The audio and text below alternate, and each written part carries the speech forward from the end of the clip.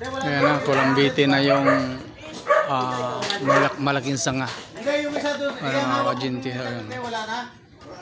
Hawak nila ni Danny Terry Cruz yung lubid na nagkocontrol sa paglaglag ng sanga.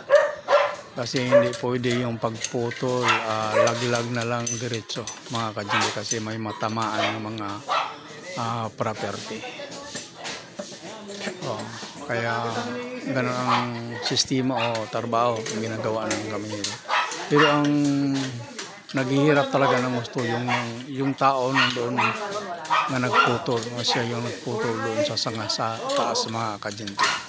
Huling isang pagkakamali lang niya ko, kunting pagkakamali mga kajinti, buhay niya ang kapalit kasi mga kajinti, yung punong mangga nito ay may kahabaan mga kajinti. Kung nakita ninyo, andoon yung tao, may kahabaan yan mga kajinti.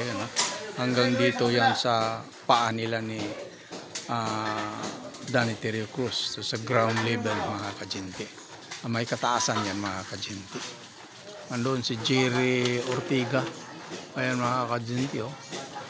Matindi ito dito lang ako bilib kay Jerry Ortiga kasi pag makanal man mga kajinti, kumbaga ano siya yung nanguna paglusong o sumiksik o papasok doon sa mismong masikip na kanal mga kajinti para lamang magampanan ang tungkulin at ikabubuti sa kanyang mga kabarangay mga kajinti. Yan si Jerry Ortiga ang maasahan namin grupo dito sa training o putol puno mga kajinti.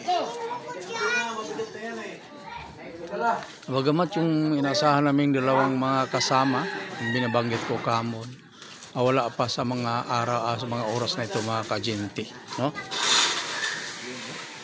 Hindi pa sila dumadating, hindi ko alam kung darating pa o hindi. Si George Arojado at saka si Rinaldo Galino Terter.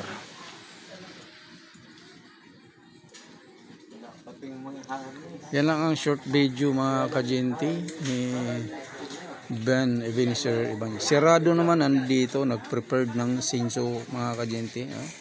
Nagpalit ng bagong talim sa sinso naman. Ang talim ito ay nagkahalaga ng 1,350 o may kamahalan mga kajinti.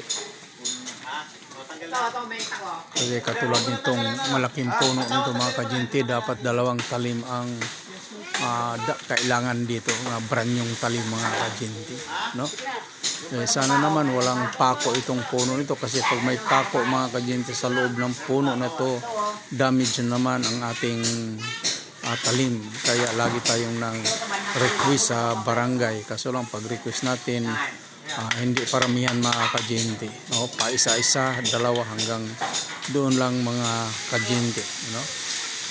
Kaya ang ginagawa ano na lang mga kajinti, kailangan ng kikil o panghasa sa talim mga kajinti. Ang panghasa ng talim ay may kamahalan din yung kajinti at hindi mo pangmatagalan ang gamit, saglit lang mga kajinti kasi manifest lang yung gaspang niya. Pag wala na yung gaspang mga kajinti, hindi na pwedeng gamitin o panghasa.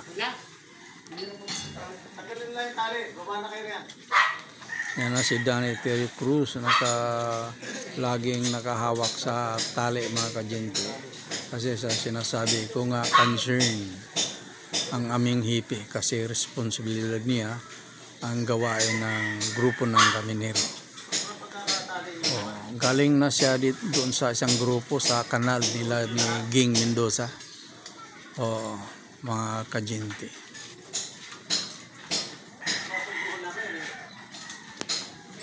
Yan lang muna mga kajinti ang karagdagang update sa ginagawa ng pobreng Caminero dito sa Bitik Medina mga kajinti. Thank you so much. We love you all. Bye-bye. Ito si Ben Ebenezer Ibanez as pobreng Caminero.